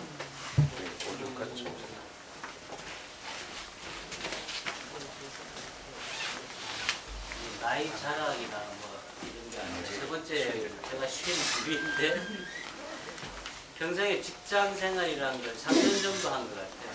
평생에 2차례 직장 생활을 1년 반, 1년 반 정도. 그 다음에는 그냥 이제 지금은 이제 제가 밥 벌어 먹는 방식은 웹 디자이너고요. 웹 디자이너, 그 다음 뭐 디자이너. 기본적으로 디자이너라고 하죠. 디자이너고. 뭐 글 쓰고 책 쓰고 사이트 운영합니다만 이것으로 밥이 해결될 거라고 생각하진 않아요. 저는 김훈도 아니고 공지영도 아니고 대부분의 책 쓰는 사람들이 그렇죠. 개인적으로는 뭐 이제 찾아오시는 분들한테 이제 이렇게 책 들고 오시는 분들이나 이렇게 합니다. 이게 두꺼운 명함이라고 이야기해요. 두꺼운 명함이라고 이야기를 하지 이것이 생계에 그렇게 큰 도움이 되는 건 아니니까 제주가 열천하다 보니 서울에 살다가 아까 말씀드린 대로 구례로 내려왔는데 직장을 다니지 않는 프리랜서 디자이너가 서울에서 자기 집이 아니라 전월세를 전전하면서 아마 많은 그렇게 생각들 하실 거예요. 왜 돈을 벌지? 왜 돈을 벌지라는 생각에서 결국 카드 회사하고 집주인, 건물주한테 다 들어가는구나. 집주인하고 건물주한테 다 들어가는구나. 그리고 이제 그게 좀 이상하게 생각되실지 몰라도 이제 약간 멋있게 말함으로 인해서 합리화하는 게 있는데 제 신조 중에 하나가 저축하지 말자거든요. 저축하지 말자. 스콧 미어링이라는 미국에 이렇게 이야기하면 어울리지 않지만 기농기촌의 태초가 있죠. 자유주의자였고 미국에서 소박한 삶 뭐 이런 거에 대해서 이제 중심적 인물이죠. 우리나라에 많은 소박하게 살고자 하는 사람들이 기감이 되는 분인데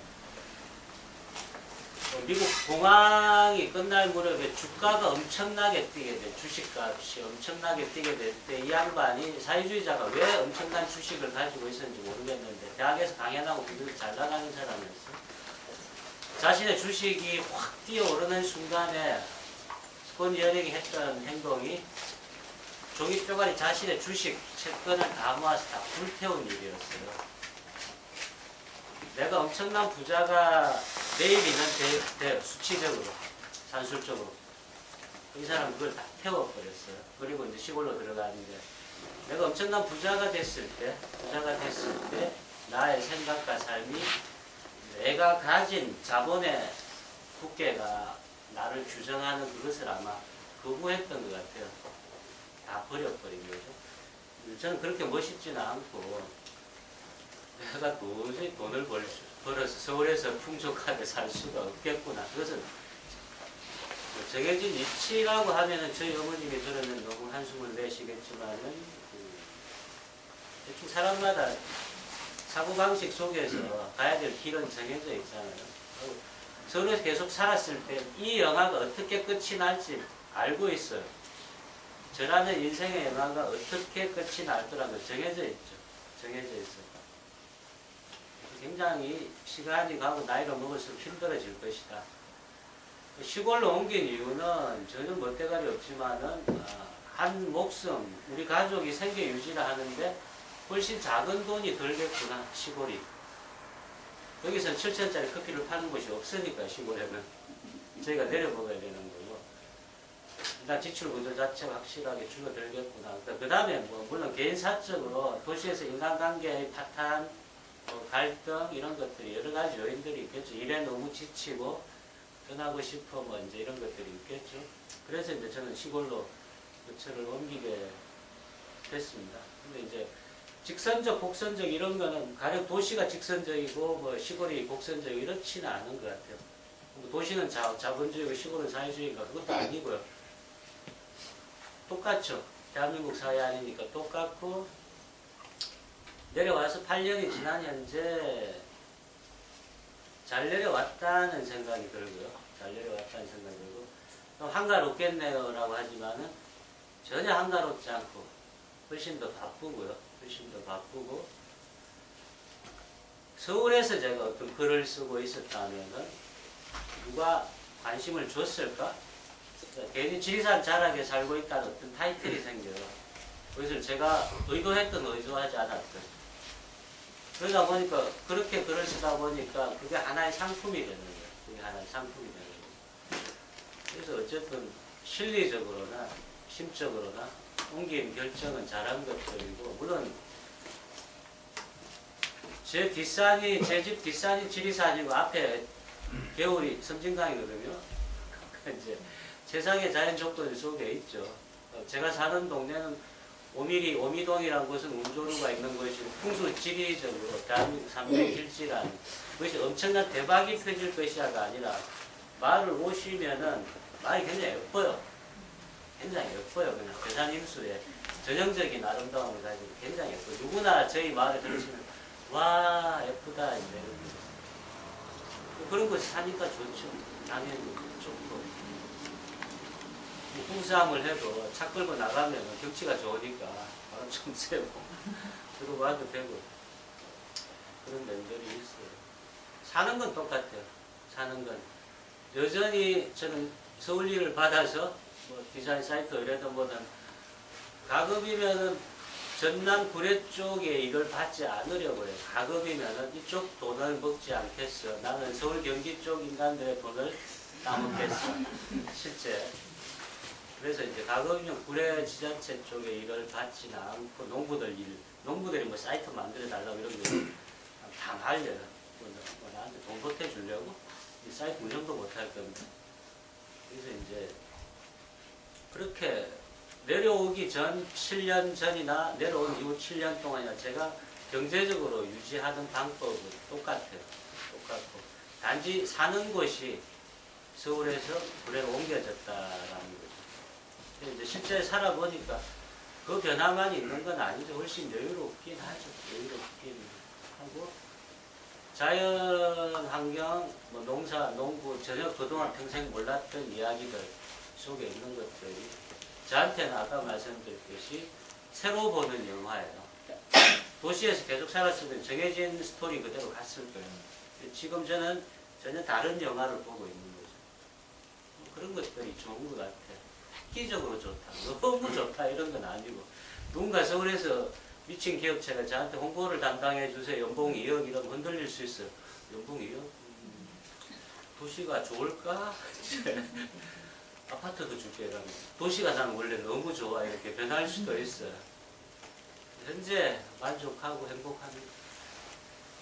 저는 작가님과 정반대되는 삶을 살고 있는데요.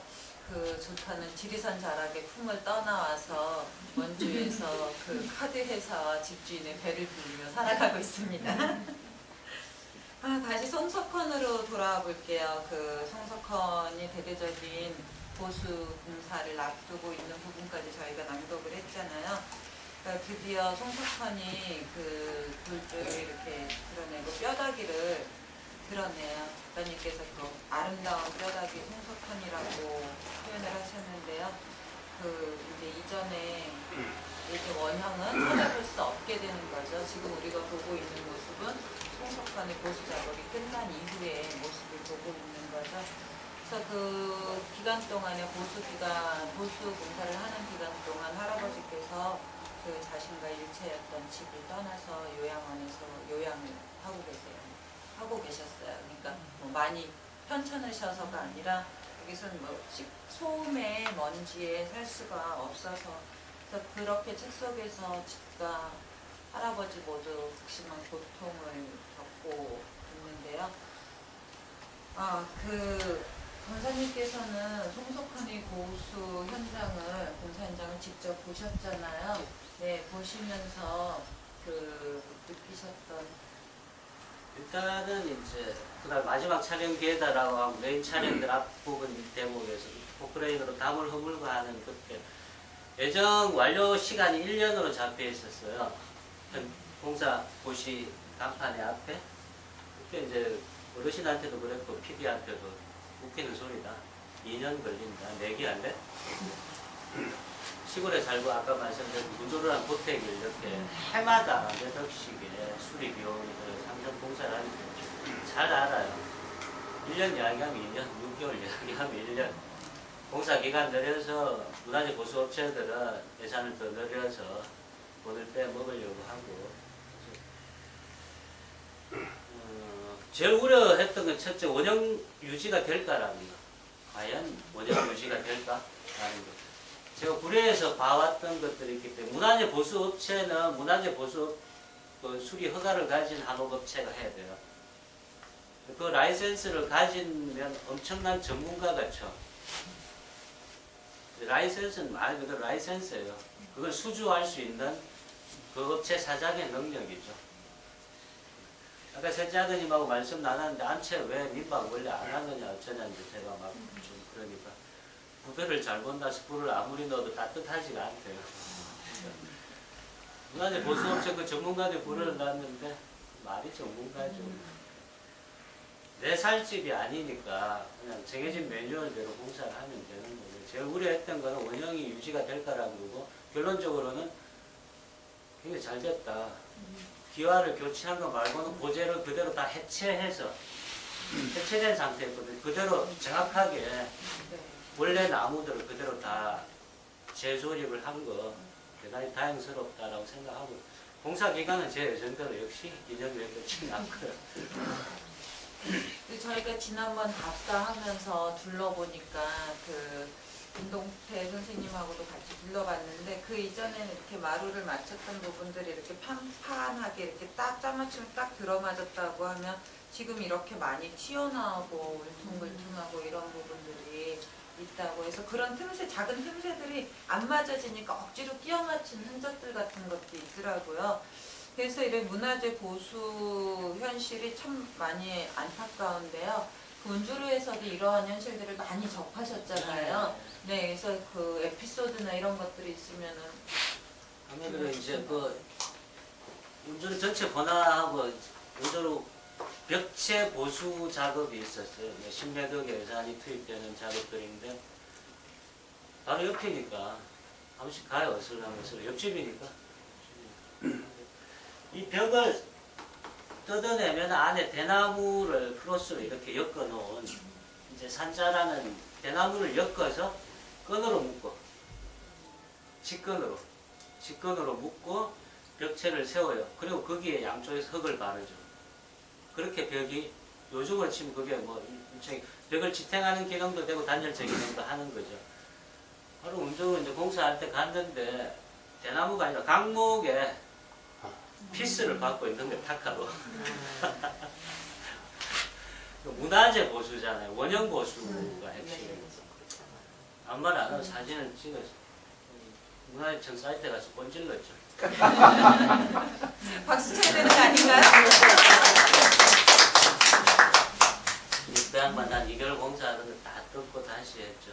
그러니까 이제 제가 고자질해서 일이 엉망이 됐다 자랑하고자 함이 아니라 제가 그 옆에 살았잖아요. 카메라를 네. 들고 있고. 그거 다 그렇게 해서 벽 발라버리면 끝이죠. 네. 네, 끝이죠. 누가 관리 감독을 해요? 아무도 안 보질 않는 거죠. 그 업자는 굉장히 재수가 없을 겁니다. 옆에 이상한 놈이 하나 살고 있었던 거죠. 그 친구가 함사 보수공사도 했는데 그 친구가 아주 그 친구도 훨씬 연배니까 함사 상을 알 수는 없죠. 그러니까 어쨌든 그 업체가 함사 보수까지 전체를 다 맡고 있는데 그런 일들이 비일비재합니다. 네. 이런 일들이 우리 뉴스를 통해서도 볼 수 있잖아요. 얼마 전에 그 저희가 답사를 가면서 부석사 무령수전을 들렸어요. 그 다음날 부석사 무령수전의 그 보수공사가 방염공사, 그러니까 방염공사로 인해서 나무가 썩어 들어가고 있어서 이게 이렇게 무량수전 자체가 벽체가 기울어지고 있다 이런 그 이야기들이 나오더라고요. 이전에 보수에 있어서도 문제점들, 그러니까 하나하나 짚어보고 꼼꼼하고 어떻게 하면 원형을 되살리고 그 원형을 오랫동안 같이 가져가면서 그 전통과 현대의 이런 아름다운 공존이 이어질 수 있을까를 모색해야 되는데 그러지 못하는 부분을 보면서 정말 많이 안타까운데요. 근데 뭐 저희가 이렇게 할 수 있는 일들이 주권자인 저희는 별로 할 수 있는 일들이 없는 것 같아요. 어떤 게 있을까요? 아름다운 공존을 위한 모습이. 실천? 뭐 이런 것들이. 이제 뭐 이런 자리 정책 이야기는 안 해야죠. 그러나 이제 아주 두루뭉실하게 이야기하자면 투표 잘 하셔야죠.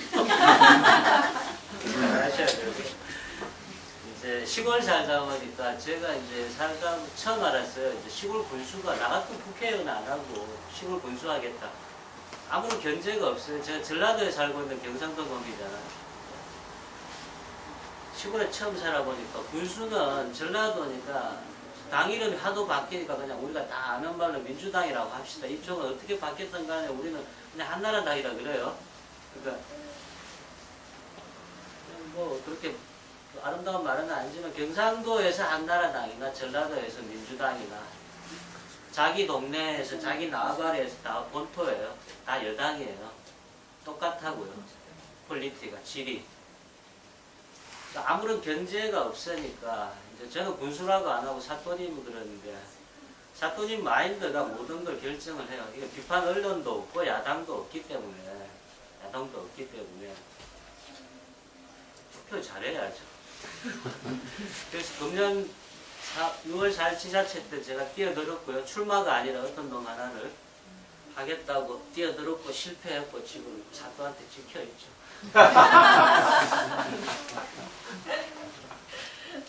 그래 눈 크게 뜨고 우리도 이런 문화재 보수공사 현장이나 이런 데에서 그런 폐단이 있는지 눈 크게 뜨고 보고 우리도 이렇게 꼰질르는 걸 잘해야 될 것 같아요.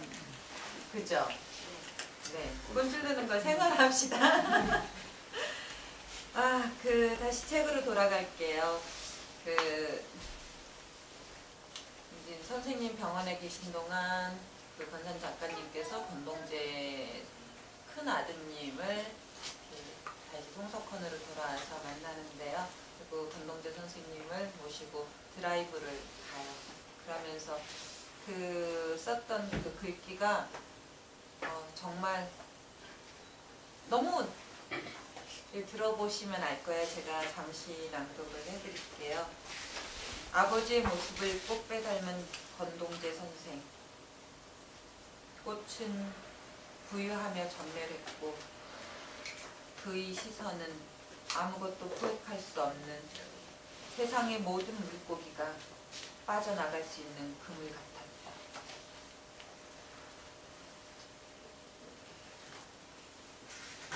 이제 이 송석헌의 무게가 할아버지뿐만이 아닌 권동재 어르신의 어깨에도 무겁게 삶의 무게로서 내려앉고 있다라는 것을 느끼는데요.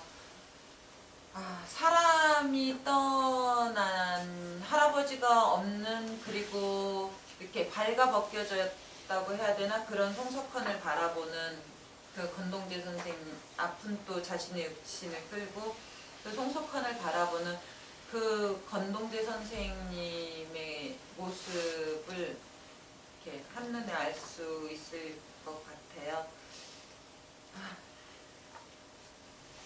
그 드라이브 하시면서 많은 말씀은 안 하셨을 것 같아요. 근데 많은 이야기들이 오갔을 것 같아요.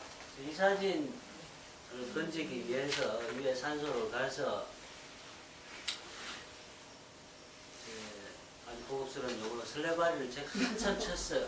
할아버지 저도 알고 거리시고요. KBS 촬영팀 전체가 권동재 선생님 제일 힘들어했어요. 완전 비협조. 완전 비협조. 촬영하자면 안 하시고 하시니까. 근데 제가 이제 어쨌든 PD도 옆구리 지방이잖아. 할아버지하고 이제 재롱을 들고 이제 말을 붙이고 제가 알기로는 고려대 상대를 나오셨어요. 서해에 출중하셨고 국전에서 입선을 서해로 하셨고 문항상에 문제가 계셨고요. 안쪽으로 제가 알고 있고 이제 지금 사시던 집에서 제가 이제 이 집안에 여러 가지 가령 좋지 않았던 기억을 말씀드리는 게 이제 좀 한계는 있는데 어쨌든 몸이 안 좋으셨어요. 제가 듣기로는 완쾌되셨다가 재발해서 다시 그에 내려와 계셨어요. 내려와 계셨고 사진상에서도 그렇지만 보면 병색이 완연했죠. 완연. 우리는 이제 촬영팀은 시니컬 대마왕이라 그랬거든요. 시니컬 대마왕이다. 도저히 뭐 비협조, 성깔 칼칼하고 막 옆에 사시던 분이, 이웃 사시던 분이 계신데 힘들었어요. 오셔서 영주까지 외출하는 씬을 하나 찍어야 되겠는데 이제 PD가 저보고 당신이 한번 꼬셔봐. 그래서 안 가신대. 20분만 갔다 와요. 20분만 갔다 와요. 그렇게 해서 이제 본고 안에서 타고 가면서 이제 사진을 이제 찍었어요. 결과물로서 이미지는 보기 아름다울 수도 있고 마음이 맺힐 수도 있는데 그 과정은 굉장히 좀 힘들었어요. 계속 출발하자마자 이제 돌아가자. 계속 담배니까 하루 매각을 피려면 한 20분에 계속 한 가피씩을 피워야 된다는 이야기거든요. 한 개피씩. 아픈 몸과 그 삶의 무게를 담배로 다 태우신 것 같아요. 저희가 이제 할아버지의 이 송석헌에서의 마지막 모습은 영상으로 잠깐 띄워드리고요. 영상으로 할아버지 모습을.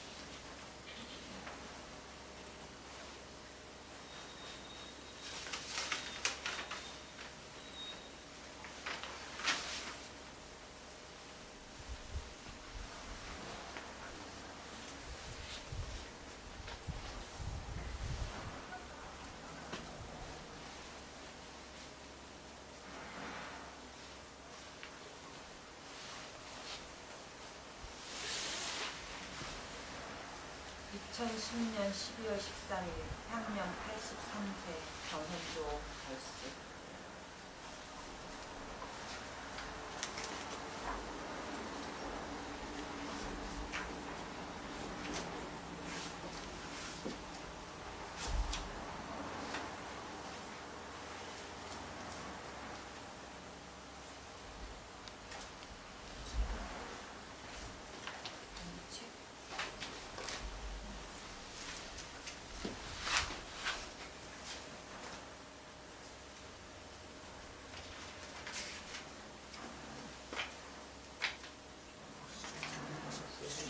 세상 땅구나.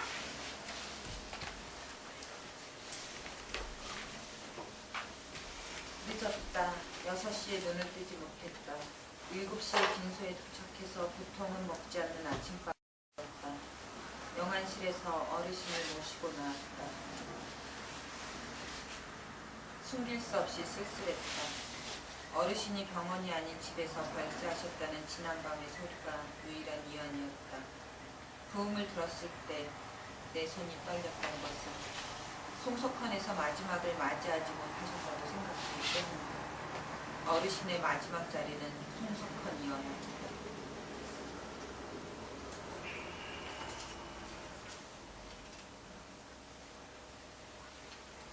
떠나신다.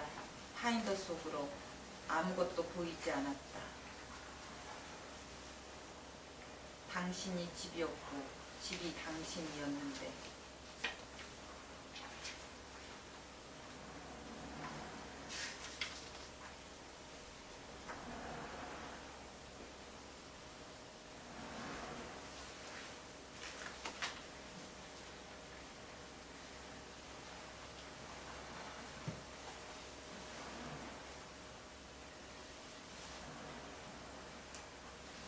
어디서 오셨습니까?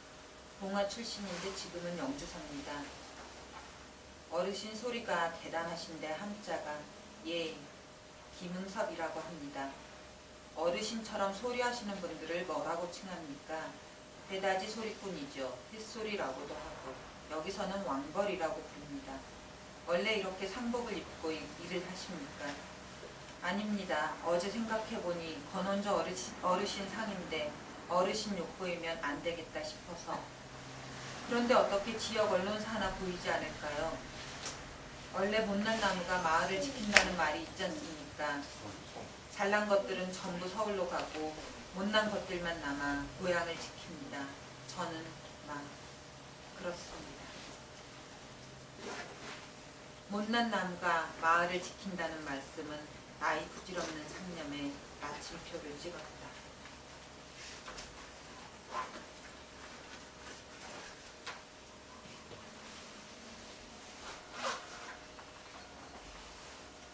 이듬해 봄 3월 그의 둘째 아들 건봉재 선생 별세, 지금 송석헌은 건헌조 할아버님의 막내 아드님이신 건동태 선생님 네 분이 살고 계십니다.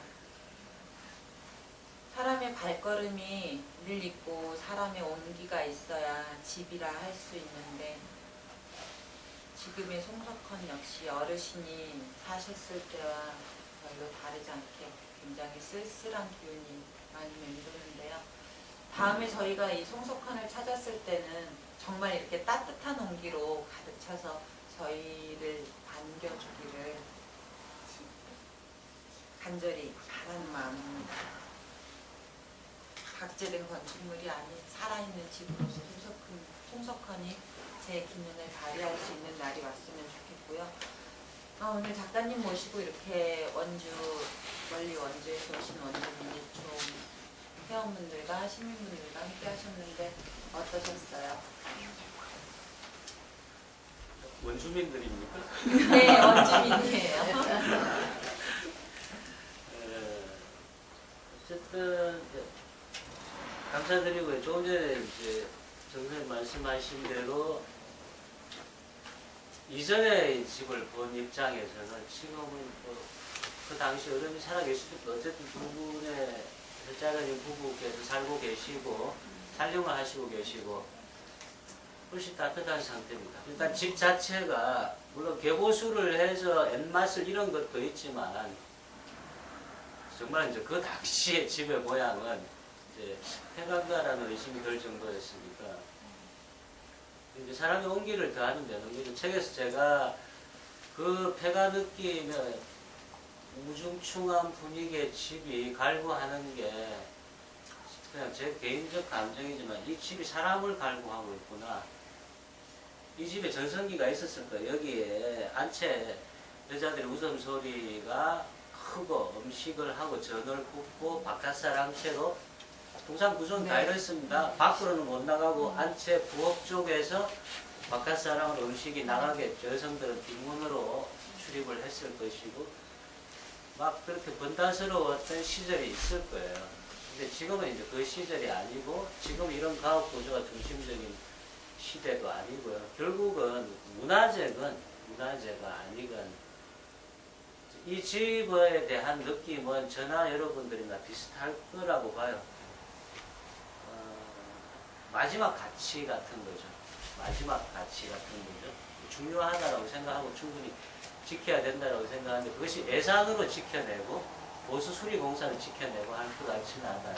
그래서 우리들의 애정을 가지고 무엇보다 여기서 살림을 하시는 분들이 여기서 계속 살림하시고 애를 놓고 그 자손이 서울을 가는 게 아니라 여기서 살고 뭐 그런 시간들이 지난 300년과 마찬가지로 이어지는 게 결국 고택이나 송석헌을 지키는 관건이 아닌가.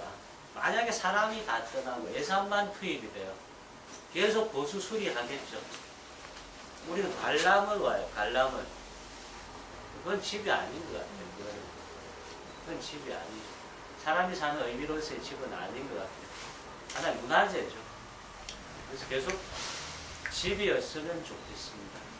그래서 이제 오늘 이제 여기서 여러분들 먼걸음 하시고 이런 행사를 통해서 현재 송석헌을 지키고 계신 분들이 자신들이 지키고 있는 이 행위 자체의 가치에 대해서 아마 힘을 얻게 될 거라고 생각을 해요. 그리고 오늘 어쨌든 와주신 거 감사하고 서로 간에 도움 드리는 거 같고요. 감사합니다. 저희가 이 아버지의 집을 가지고 이야기를 하려면 그 오늘 밤이 다 새도 안 끝날 것 같아요. 그래서 그 이분은 간략하게 낭독은 생략하고요. 전체를 지금 훑어보면서 생각해보고 반드시 짚고 넘어가야 될 것들이 어떤 것이 있을까에 대해서 이야기를 해봤고요. 이제 마지막 순서로 제가 퀴즈를 낼 텐데요.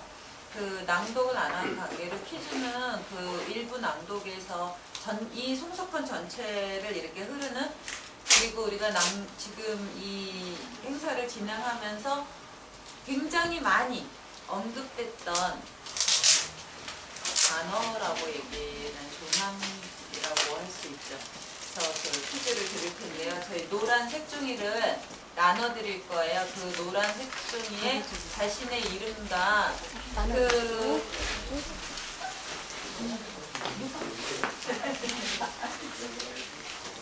안동건 씨 5대 손이죠? 할아버지 아니 할아버지 이렇게 37대 손, 37대 손. 네, 34대요? 네, 34대. 그 이 시대 마지막 선비로 통했으며 이송석헌을 지켜내셨던, 그리고 이송석헌과 함께 일체된 삶을 사셨던 할아버지의 그 존함을 써주세요. 컨닝은 하지 마시고요. 그리고 저희가 무작위로 추첨을 할 거예요. 추첨된 한 분에게는 그 작가님의 친필 사인이 있는 아버지의 집 책을 선물로 드리겠습니다. 어르신의 조남을 쓰시라고. 네, 어르신의 조남을 쓰세요. 한 글자라도 틀리면 안 돼요. 본인의 이름이 틀려도 안 돼요.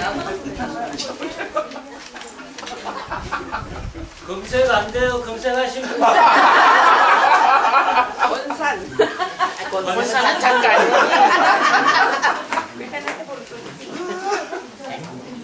거긴 안 되죠.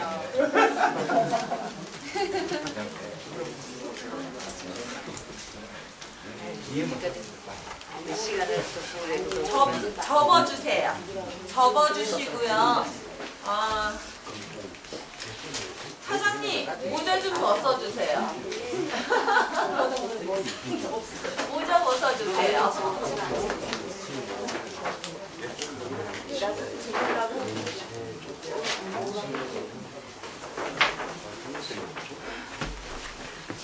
그렇게 큰